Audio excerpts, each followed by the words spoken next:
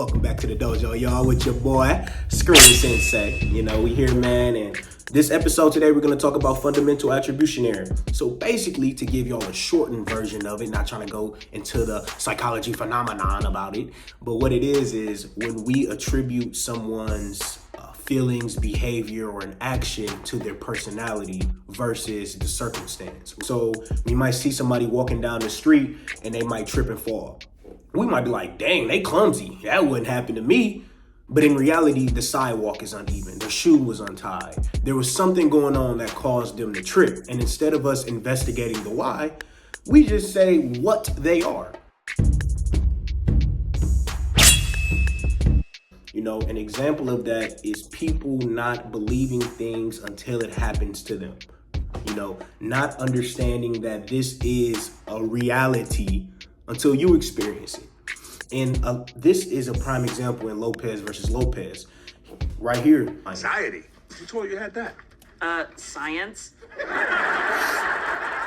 doctor prescribed them to me years ago. Before that, I was in a constant state of fear and feeling unsafe.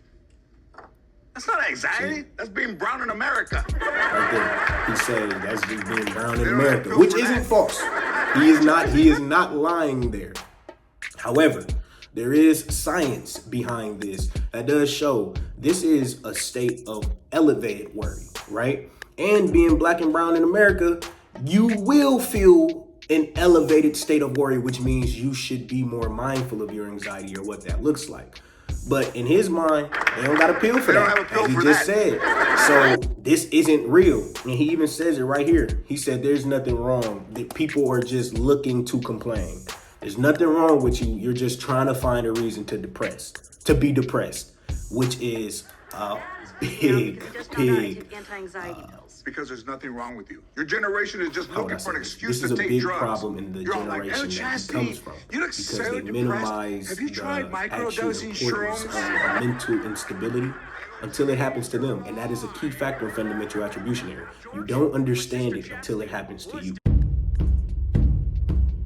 You see him having a hard time breathing. He's worrying about everything that's going around. His heart is starting to ache. Dad, it's okay. Now he feels like We're he all has to safe. sit down. These are all examples of him having a panic attack. Something that he doubted Mayan having earlier, or just doubted anxiety to begin with.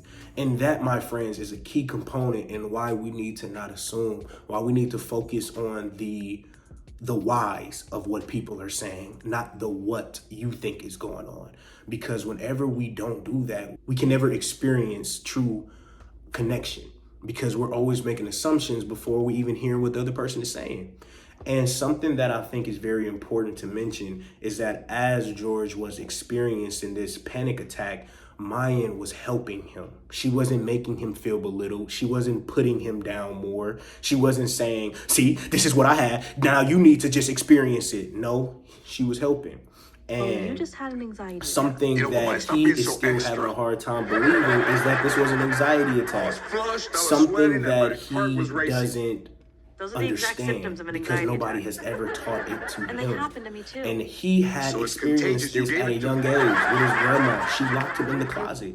He's explaining this right now. Man, she used to lock me in the closet. That didn't feel great. Oh my God, that's so scary. Yeah, it was scary. And then that's the first time I remember getting that same bad feeling that I just got right now. An anxiety attack? See, We don't have to give it a name. he was so scared at a young age. And because he didn't understand that behavior, early on, he couldn't even give Mayan the benefit of the doubt of why she was taking anti-anxiety medication. And so now that he has a better understanding, he can be more cognizant of the things he says when he's speaking to her, which is going to make a difference for her. She's going to feel better and feel more supported that way, which is big because most times we don't feel supported by the people we want to feel supported by. And that's typically our family, our loved ones, the closest people to us. And it's because when moments like this happen, instead of us taking the time to help the other person, we try to rub it in. See, I told you anxiety was real. I told you this was an anxiety attack. I told you. Well, that's only going to prevent the person from wanting to open up more next time. And so being intentional on both ends of not assuming, not trying to belittle the other person, while also giving grace, because that's what we want. And so thank y'all for joining your boy today. Y'all take care, and I will see y'all in our next session.